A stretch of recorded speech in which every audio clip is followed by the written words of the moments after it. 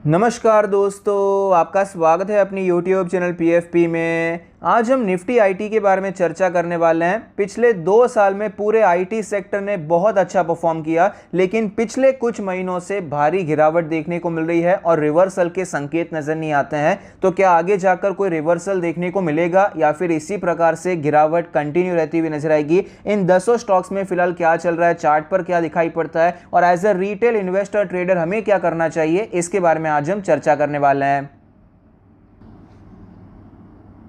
सबसे पहले हम इंडेक्स का एनालिसिस करेंगे। निफ्टी आईटी में आप देख पाएंगे भयंकर तेजी चल रही थी, फिर यहां पर निफ्टी आईटी ने एक स्ट्रॉन्ग बेस बनाया, फिर से आपको तेजी देखने को मिली, लेकिन ये तेजी आपको कंटिन्यू रहती हुई नजर नहीं आई और गिरावट देखने को मिली और ये बेस आपको टूटता हुआ नजर आया। फिर थोड़ी सी रिकवरी देखने को मिली और एट लास्ट आपको यहां पर गिरावट देखने को मिली है। यहां पर आप देख पाएंगे आपको एक गैप दिखाई पड़ता है। ये इन्फोसिस के रिजल्ट्स के बाद जो इन्फोसिस गैप डाउन हुआ था, यही वो गैप है। उसके बाद आपको निफ्टी आईटी कंटिन्यू नीचे आता हुआ नजर आया। इतनी ज्यादा बियरिशनेस है कि करंट मार्केट प्राइस में और 20 डेज के मूविंग एवरेज में 5 से 7% का डिफरेंस है, जो कि बहुत बड़ा डिफरेंस है। यहां पर कोई खास शॉर्ट कवरिंग रैली भी आपको देखने को नहीं मिली है। वीकली चार्ट के बारे में बात करेंगे तो यहां पर भी आप देख पाएंगे जैसे ही आपको ये 50 वीक्स का मूविंग एवरेज टूटता हुआ नजर आया, गिरावट कंटिन्यू रहती हुई नजर आई। 100 वीक्स का मूविंग एवरेज आया, वहां पर एक ग्रीन कैंडल भी नहीं बन पाई है, वो लेवल भी आपको टूटता हुआ नजर आता है। तो काफी ज्यादा वीकनेस देखने को मिली है और ऐसा नहीं है कि हमने ये शेयर नहीं किया था, यहां पर वीकनेस हो सकती है। हमने शेयर किया था, हमने पूरा एक वीडियो बनाया था,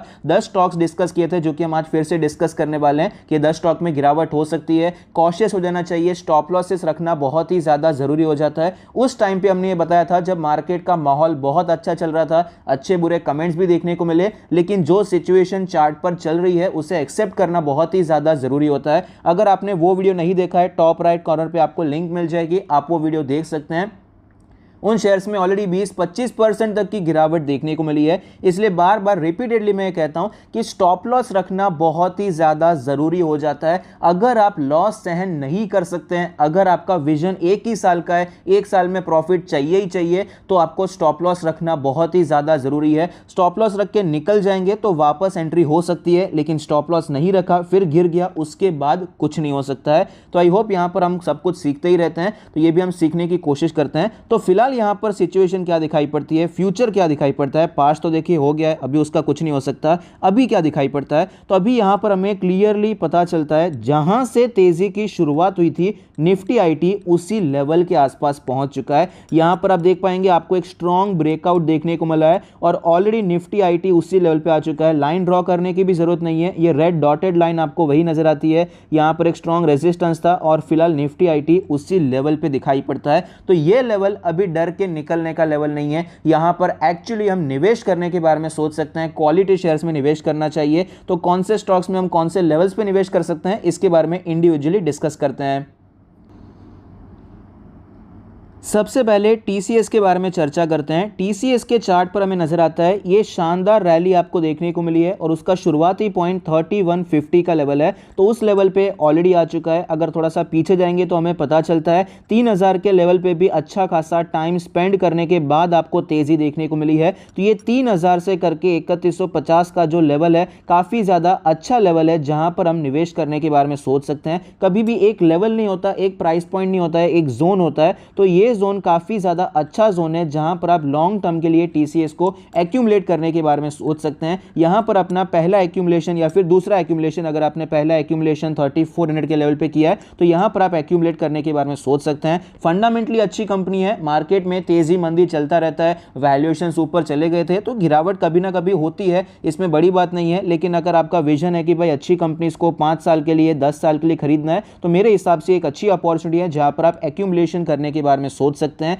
लेकिन गिरावट की तैयारी होनी चाहिए। ऐसा नहीं है कि यहां से स्टॉक कंटिन्यूअसली भागने ही वाला है। अभी तक ऐसे कोई संकेत हमें प्राइस पर दिखाई नहीं पड़ते हैं। कोई एक ग्रीन कैंडल आपको डेली चार्ट पे भी अभी तक देखने को नहीं मिली है। इसीलिए मैं बार बार रिपीट कर रहा हूं, अगर आपका विजन लॉन्ग टर्म का है तो ही आपको निवेश करना चाहिए। ट्रेडर के पर्सपेक्टिव से अब भी यह सेल ऑन राइज वाला स्टॉक है, तेजी आती भी है तो बेचने के बारे में सोचना चाहिए as a trader's perspective. Long term investor के पर्सपेक्टिव से यहां पर आप खरीदारी के बारे में सोच सकते हैं। नेक्स्ट स्टॉक है इन्फोसिस। इन्फोसिस में आप देख पाएंगे जैसे ही हमें ये सपोर्ट लेवल टूटता हुआ नजर आया, भारी गिरावट देखने को मिली। 1650 के लेवल से 1400 के लेवल तक आ चुका है, लेकिन ये लेवल अभी काफ़ी ज़्यादा अच्छा लेवल है। आप देख पाएंगे यहाँ पर रेजिस्टेंस लिया था, यहाँ पर रेजिस्टेंस लिया, फिर एक फेक ब्रेकआउट हुआ, फिर से गिरावट देखने को मिली और यहाँ से आपको ये रेजिस्टेंस तोड़ता हुआ नजर आया और एक अच्छी रैली देखने को मिली, उस प्राइस जोन के आसपास आ चुका है। तो 1400 के आसपास आप खरीदारी करने के बारे में सोच सकते हैं। करंट मार्केट प्राइस भी काफ़ी अच्छा है, 1400 कहते हैं तो मतलब 10-20 रुपये ऊपर नीचे अंडरस्टैंडेबल है। तो यहाँ पर जो दूसरा लेवल नजर आता है वो 1250 के आसपास का लेवल। देखा जाए तो ये एक्चुअली पूरा जोन है जहाँ से कहीं से भी सपोर्ट लेकर ऊपर जा सकता है, यहाँ से भी जा सकता है, यहाँ से भी जा सकता है, यहाँ से भी जा सकता है, लेकिन ये बहुत बड़ा सपोर्ट है, इसलिए हम इसे दो लेवल्स की तरह कंसीडर कर सकते हैं। एक है 1400 प्लस और माइनस 10 रुपीज और दूसरा है 1250 प्लस और माइनस 10 रुपीज। इस प्रकार से आप यहां पर इन्वेस्टमेंट करने के बारे में सोच सकते हैं। सेम यहां पर भी है भाई, ट्रेडर के लिए अब भी वीक है। अब भी अगर आप ये सोच रहे हैं एक साल में पैसा बन जाएगा, चांसेस है बन सकता है, लेकिन प्राइस में अभी इंडिकेशन दिखाई नहीं पड़ता है। नेक्स्ट स्टॉक है HCL टेक्नोलॉजी। स्टॉक में हमें 1300 के लेवल से गिरावट देखने को मिली है और फिलहाल स्टॉक हमें 1000 रुपए के नीचे आता हुआ नजर आया। आप देख पाएंगे 950 के आसपास का लेवल है जहां पर कंसोलिडेशन करने के बाद आपको एक अच्छी रैली देखने को मिली थी। तो ये एक अच्छा सपोर्ट जोन होता है जहां पर खरीदारी कर सकते हैं। लेकिन ये देखिए support zone actually stock level पे इतना बड़ा सपोर्ट नहीं है, लेकिन फिलहाल निफ्टी आईटी सपोर्ट पे आ चुका है, तो यहां से ये बाउंस हो सकता है, इसीलिए मैंने ये लेवल शेयर किया। बाकी इसके लिए जो सपोर्ट लेवल है वो 900 का लेवल है। यहां पर तेजी आई, रेजिस्टेंस लेके नीचे आया, फिर से तेजी आई, फिर यहां पर आपको सपोर्ट लेकर यहां पर एक बार डबल बॉटम बनाया, फिर से तेजी आई, यहां पर एक बार बॉटम बनाने के बाद तेजी आई। तो एक्चुअली इसके लिए 900 रुपए का लेवल हो जाता है। तो यहां पर आप 900 से करके 950 का जोन कंसीडर कर सकते हैं, जहां पर आप एक्यूमुलेशन के बारे में सोच सकते हैं। लॉन्ग टर्म के लिए ये भी काफी अच्छी कंपनी है, यहां पर आप निवेश करने के बारे में सोच सकते हैं। लेकिन ट्रेडिंग पर्सपेक्टिव से अब भी वीक है, प्राइस एक्शन का वेट करना चाहिए, कुछ यहां पर पॉजिटिव सेंटीमेंट बने उसके बाद खरीदारी के बारे में सोच सकते हैं। नेक्स्ट स्टॉक है विप्रो लिमिटेड। विप्रो में भी भयंकर तेजी देखने को मिल रही थी, विप्रो ने बहुत अच्छा परफॉर्म किया था। एक्चुअली आईटी सेक्टर में विप्रो थोड़ा सा स्लो चलता था, लेकिन कोविड के बाद तो बहुत अच्छा परफॉर्म किया और फिलहाल गिरावट भी अच्छी खासी देखने को मिली है। रिटेस्ट करके आपको ये नीचे आता हुआ नजर आया है और अभी एक इंपॉर्टेंट लेवल पे पहुंच चुका है। 400 से करके 440 का जो जोन है काफी अच्छा जोन है, जहां पर पहले स्टॉक ने रेजिस्टेंस लिया, फिर ब्रेकआउट हुआ, फिर यहां पर कंसोलिडेट किया, फिर आपको तेजी देखने को मिली। तो इस जोन में हम एक्सपेक्ट कर सकते हैं कि स्टॉक सपोर्ट लेकर आपको ऊपर जाता हुआ नजर आ सकता है। इन्वेस्टर हैं तो इन्वेस्ट कर सकते हैं इस जोन में, लेकिन ट्रेडर के लिए अब भी ऑफकोर्स कोई इंडिकेशन नहीं है कि स्टॉक का यहां पर स्ट्रेंथ बन चुका है, तो इसीलिए तब तक आपको वेट करना चाहिए। नेक्स्ट स्टॉक है टेक महिंद्रा। टेक महिंद्रा में भी शानदार तेजी देखने को मिली, लेकिन फिलहाल यहां पर हमें एक हेड एंड शोल्डर पैटर्न बनता हुआ नजर आया और गिरावट देखने को मिली और ऑलरेडी काफी ज्यादा नीचे आ चुका है। सपोर्ट के बारे में बात करें तो आप देख पाएंगे एक टाइट रेंज में इसने ट्रेड किया था। एकदम टाइट रेंज तो नहीं है ऑफकोर्स, ये वीकली चार्ट पे इसलिए हमें टाइट नजर आता है, बाकी ये भी 10-15% की रेंज है। 920 से करके 1050 के आसपास की रेंज है। यहाँ पर मल्टीपल टाइम रेजिस्टेंस लिया था, ब्रेकआउट हुआ, लेकिन तुरंत फास्ट मोमेंटम नहीं आया था। यहाँ पर कॉन्सोलिडेट करने के बाद आपको एक अच्छा मोमेंटम देखने को मिला था। तो ये हायर रेंज भी सपोर्ट हो जाता है और ये लोअर रेंज भी सपोर्ट हो जाता है, लेकिन इसे आप एक सपोर्ट रेंज की तरह देख सकते हैं, सपोर्ट जोन की तरह देख सकते हैं। ये एक्चुअली थोड़ी सी बड़ी रेंज है, लेकिन यहां पर 1050 में भी खरीदेंगे और 920 में भी खरीदेंगे, ये मेरे लिए पर्सनली इतना ज़्यादा सूटेबल नज़र नहीं आता है। इसलिए मेरा मानना है आप क्या कर सकते हैं, 1000 का रुपए का लेवल ले सकते हैं ऑन एन एवरेज। यहाँ पर आप खरीदारी करने के बारे में सोच सकते हैं। 1000 पर ये जोन एक अच्छा जोन है जहाँ पर आप एक्यूमुलेशन लॉन्ग टर्म के लिए कर सकते हैं। अभी भी प्राइस वीक है, तो ट्रेडर के लिए अभी वेट करना चाहिए, कोई प्राइस एक्शन बनता है तभी आपको खरीदना चाहिए। नेक्स्ट स्टॉक है एम्फोसिस। एम्फोसिस में भी शानदार रैली देखने को मिली है और फिलहाल यहां पर एक बेस बनाने के बाद आपको स्टॉक नीचे आता हुआ नजर आया। सपोर्ट के बारे में बात करें तो देखिए ऐसे स्टॉक्स जो कि कंटिन्यूअसली भागते जाते हैं वहां पर सपोर्ट फाइंड आउट करना बहुत ही ज़्यादा मुश्किल होता है, क्योंकि पहले आपने यहां पर कोई ट्रेड ही नहीं किया, ये कंटिन्यूअसली ऊपर ही जा रहा है, तो ऐसे समय में सपोर्ट ढूंढना मुश्किल हो जाता है। लेकिन यहाँ पर अप्रॉक्सीमेटली 2000 के आसपास का लेवल एक psychological level, round of level हो जाता है, वो हम सपोर्ट की तरह एक्सपेक्ट कर सकते हैं। ये जो रेंज देखने को मिली है उतनी ऑलरेडी यहाँ पर आपको रिपीट होती हुई नजर आती है, तो यहाँ से हम तेजी एक्सपेक्ट कर सकते हैं। एक और पॉइंट ये है कि यहाँ पर कंटिन्यूसली मोमेंटम थोड़ा बहुत था, लेकिन फिर भी ये मोमेंटम स्लो था, ये मोमेंटम उससे ज़्यादा फास्ट था, तो यहाँ पर हम एक्सपेक्ट कर सकते हैं कि स्टॉक सपोर्ट लेने की कोशिश कर सकता है। यहाँ पर आप खरीदारी कर सकते हैं। ट्रेडर के लिए तो ऑफकोर्स कुछ पैटर्न बनता है तो खरीदारी कर सकते हैं। नेक्स्ट स्टॉक है माइंडट्री। यहां पर भी देखिए सेम है, कंटिन्यूअसली स्टॉक भागता जा रहा था, इसलिए नीचे के लेवल्स पे आपको कोई स्ट्रॉन्ग सपोर्ट नजर नहीं आता है। फिलहाल यहां पर सपोर्ट अगर ढूंढने की कोशिश करेंगे तो 2300 के आसपास हम सपोर्ट एक्सपेक्ट कर सकते हैं। रीजन क्या है, ये तेजी आई, फिर गिरावट देखने को मिली, फिर से तेजी आई, फिर से गिरावट देखने को मिली, उसके बाद आपको ब्रेकआउट देखने को मिला, तो ये लेवल एक सपोर्ट की तरह मिल सकता है। 2300 के आसपास का जो जोन है जहां पर आप एक्यूमुलेशन करने के बारे में सोच सकते हैं, और ट्रेडर के लिए तो ऑफकोर्स कुछ पैटर्न बनता है तो यहां पर खरीदना चाहिए।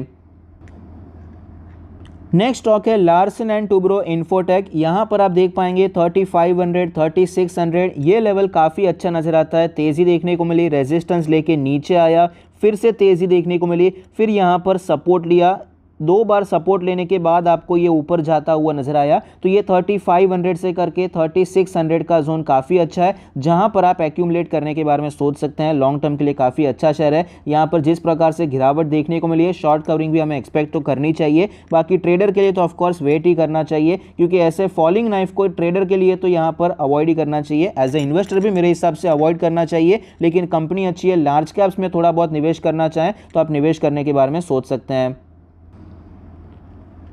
नेक्स्ट स्टॉक है कोफोर्ज लिमिटेड। कोफोर्ज में आप देख पाएंगे यहाँ पर तेजी आई, रेजिस्टेंस लेके नीचे आया, फिर से तेजी आई, सेम रेजिस्टेंस लिया, फिर यहाँ पर थोड़ा कंसोलिडेशन देखने को मिला। ये लेवल 3000 के आसपास है, तो 3000 से करके 3100 ये जो सारे जोन है यहाँ पर हम एक्सपेक्ट कर सकते हैं कि स्टॉक सपोर्ट लेने की कोशिश कर सकता है, तो यहाँ पर आप खरीदारी करना चाहें तो करने के बारे में सोच सकते हैं। ट्रेडर के लिए सेम यहाँ पर अभी वेट करना चाहिए जब तक कोई प्राइस एक्शन नहीं बन जाता है।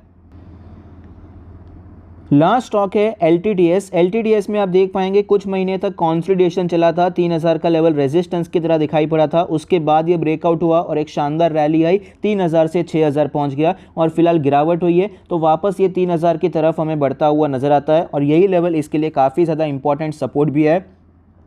तो खरीदना चाहें तो यहाँ पर आप लॉन्ग टर्म के लिए एक्यूमुलेशन करने के बारे में सोच सकते हैं, क्योंकि गिरावट में भी इसका जो चार्ट है थोड़ा बहुत हमें स्ट्रेच होता हुआ नजर आया है। इसका जो ट्रेंड लाइन चल रहा था ये आपको ब्रेकडाउन देखने को मिला, तो यहाँ पर हम एक्सपेक्ट कर सकते हैं कि स्टॉक में तेजी दिखाई पड़ सकती है। लॉन्ग टर्म के लिए खरीद सकते हैं। बाकी ऑफकोर्स प्राइस एक्शन के बाद ही ट्रेडर को यहाँ पर बुलिश होने के बारे में सोचना चाहिए। तो ओवरऑल IT सेक्टर के बारे में बात करें, ज़्यादातर स्टॉक में करंट मार्केट प्राइस के आसपास खरीदारी के बारे में सोच सकते हैं। ज़्यादातर मेरे हिसाब से TCS, इन्फोसिस, विप्रो, टेक महिंद्रा, ये सारे स्टॉक्स करंट मार्केट प्राइस पे खरीदने वाले लेवल पे आ चुके हैं। जो दूसरे स्टॉक्स हैं जो कि कंपैरेटिवली छोटी कंपनी है तो वो भी लार्ज कैप कंपनीज जैसे कोफोर्ज हो गया, माइंडट्री हो गया, लेकिन वो कंपैरेटिवली छोटी कंपनी है, तो वहां पर अब भी मेरे हिसाब से सपोर्ट के आसपास वो नहीं आए हैं। बीच में बाउंस आ सकता है, लेकिन अभी तक चार्ट पर वो सपोर्ट के आसपास नहीं पहुंचे हैं। तो प्रेफर करना है तो मेरे हिसाब से जो बड़ी कंपनीज हैं वहां पर अभी के लिए प्रेफर करना चाहिए। बाकी स्टॉक्स में थोड़ा सा वेट करेंगे या फिर कम क्वांटिटी में बहुत ज्यादा अग्रेसिवली काम करने से बचना चाहिए।